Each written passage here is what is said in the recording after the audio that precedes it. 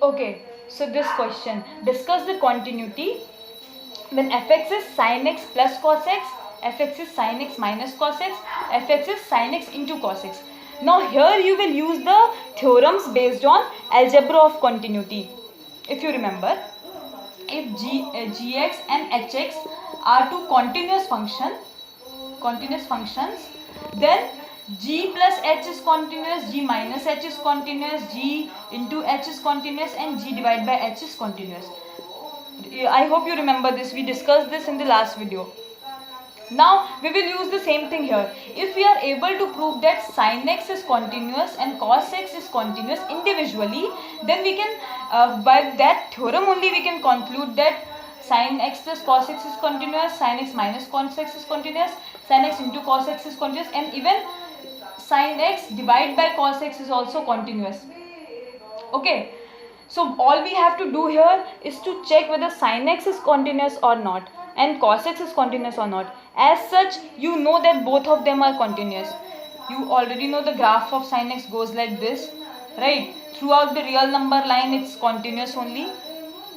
Cos x, similarly cos x also, you know, it's continuous throughout the real domain, but we have to prove it here.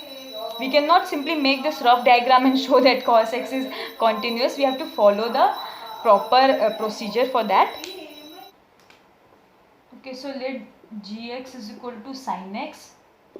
Okay, so for checking the continuity, we will use limit x tends to c, f of x is equal to f of c, right?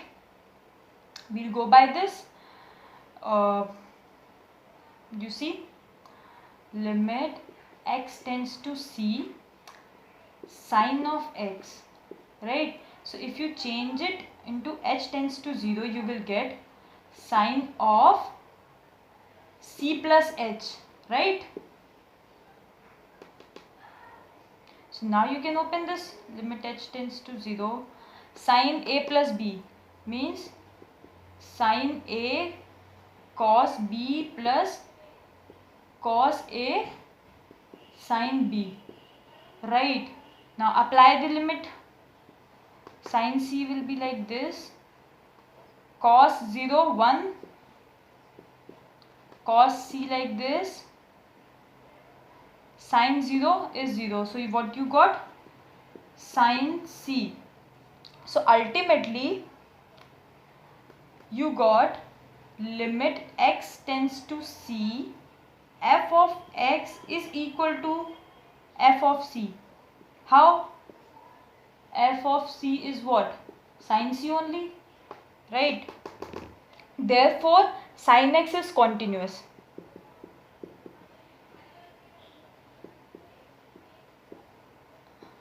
Similarly, you will take another function hx is equal to cos x. Use the same pattern and you can prove that cos x is also continuous. Now when sin x and cos x are continuous function, you can conclude that sin x plus cos x is continuous, sin x minus cos x is continuous, sin x into cos x is continuous. So this is how you do. Now suppose you are asked to check the continuity of cosec x and sec x.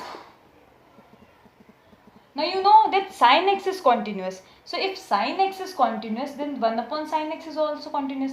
That means your cosec x is also continuous. But you see, cosec x is not defined if sin x is equal to 0. If sin x is equal to 0, then your cosec x will not be defined because it will become 1 upon 0, which does not exist. So your sin x cannot be 0. That means x, if sin x cannot be 0, that means x should not be n pi. Sin is 0 on all the pi's, right? On all the n pi's where n is a integer. So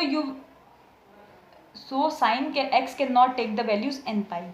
That means your cosec x is continuous on all the x except x is equal to n pi. Means cosec is continuous for all x belonging to real number minus n pi. This can be a nice statement. Okay. let me repeat it once again. You know your sin x is continuous. You have proven it in this way.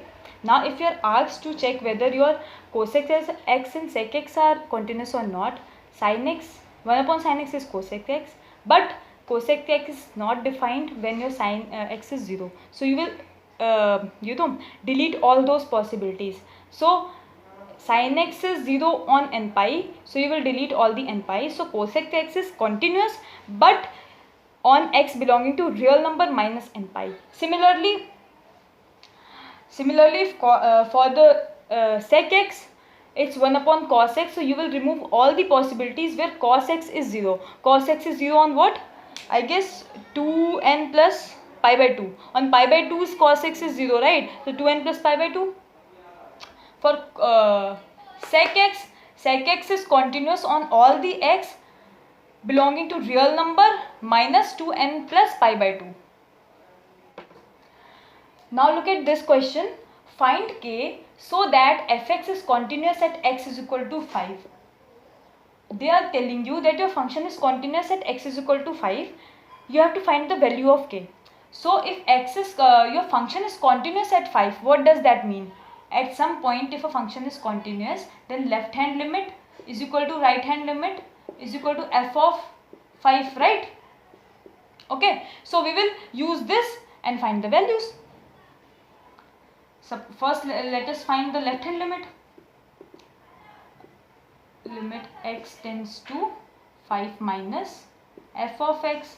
That means limit x tends to 5 minus, when you are approaching it from the left hand side of 5, means from the negative side, x is smaller than 5, the function is kx plus 5, kx plus 1, kx plus 1.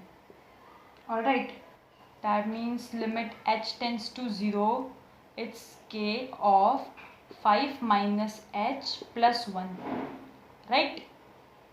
So if you put the limit, you will get k 5k plus 1, right? Your left hand limit is 5k plus 1. Then this should be equal to the right hand limit. So first let us find the right hand limit now. Limit x tends to 5 plus 3x plus 5, right? That means limit h tends to 0, 3 of 5 plus h plus 5.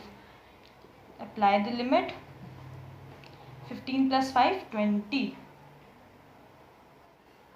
Your f of 5 is what? F of 5 means k 5 plus 1, right? Means 5k plus 1. Now this 5k plus 1 should be equal to 20. Left hand limit is equal to right hand limit. This means your 5k plus 1 is equal to 20. That means 5k is equal to 19 and your k is 19 by 5. So this is your required answer. Okay, so now let us look at another question. Fx is equal to cos x, mod of cos x. Now we have to check whether this function is continuous or not. For this, let me introduce you to another theorem. Pay attention to this theorem. Suppose there are two functions, gx and hx. Okay, any two functions, gh and hx, and if g of f means what? G of h of x. If g of f is equal to f of x,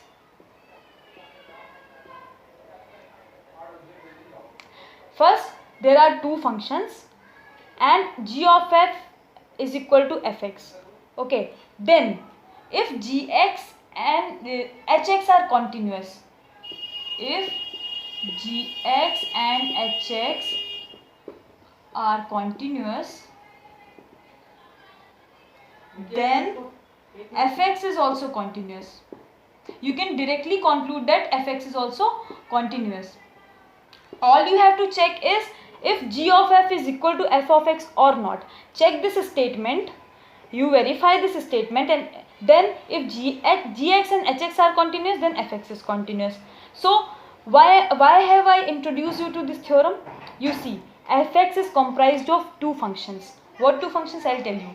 One is mod function, mod function, right? Mod of x, and another function is your cos x function. Okay. Now if you apply g of h of x, what are you going to get? G on h of x, that means you will apply g on cos of x. Now what is g function? G function is the mod function only, so it's cos x. What is this? This is ultimately your fx function. Now you got g of h is equal to f of x. Okay, so if you are able to prove that gx and hx are continuous, then fx will also be continuous. So your motto here is to prove this and this continuous separately. And now you can easily do. You already know cos x is continuous. You know how you are going to do. We discussed it in the same manner we did the sin x. You will do the cos x. And mod x, you can now, I hope by now you can solve. You can find why mod of x is continuous function. I hope I don't need to repeat it again. So what you are going to do, actually show, you already know that both of them are continuous. Just show that gx is continuous, hx is continuous, and simply conclude that therefore fx is also continuous, because fx can be represented as g of h. That's it. So I hope these many questions are sufficient for you to attempt all the questions related to continuity. I'm again telling you, solve a lot of questions, because maths is all about practice. Keep solving questions and try to refrain from checking the solutions from anywhere. If you get solved answers, do not run after them. Solve them on your own. And okay, that's all. Thank you.